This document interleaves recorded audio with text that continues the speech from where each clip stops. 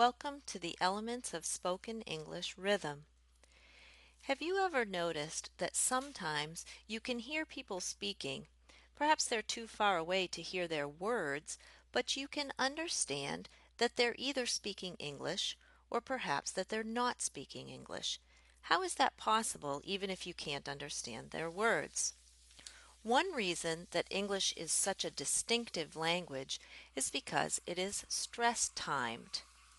Most languages are syllable timed. A syllable timed language is a lot like a picket fence. If you run a stick along a picket fence, it will sound very regular. Thump, thump, thump, thump, thump. But English is more like a stone wall. If you run a stick along a stone wall, you'll get an irregular rhythm. Thump, thump, thump, thump, thump, thump, thump. What is it that makes English sound like this? Well, some of it you've already practiced when we went over syllable and word stress or intonation and reducing words.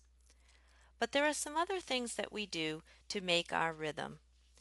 One of these is making contractions. We often combine two words into one.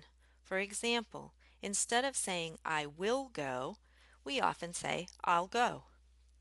Instead of saying the dog is, we might say the dogs. Another technique that we use in English is called linking. You'll often hear us say stop it instead of saying stop it. We connect the final letter of one word to the first letter of the next word. Stop it. What a big girl would then become what a big girl.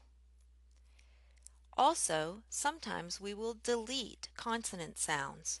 For example, if I'm talking about the baseball player who's playing in left field, I will probably say he plays in left field. The T pretty much disappears.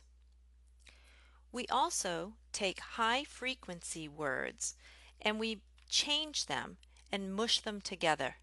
So for example, I might say, do you want to go to the store? But I'm more likely to say, do you want to go to the store?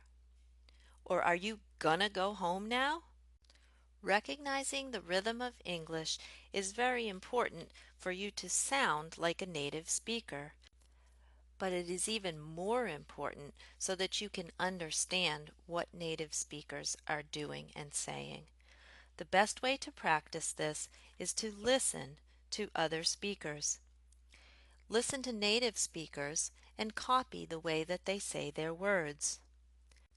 Listen to non-native speakers and see if you can find areas where they could do a better job with their syllable stress or with linking their words.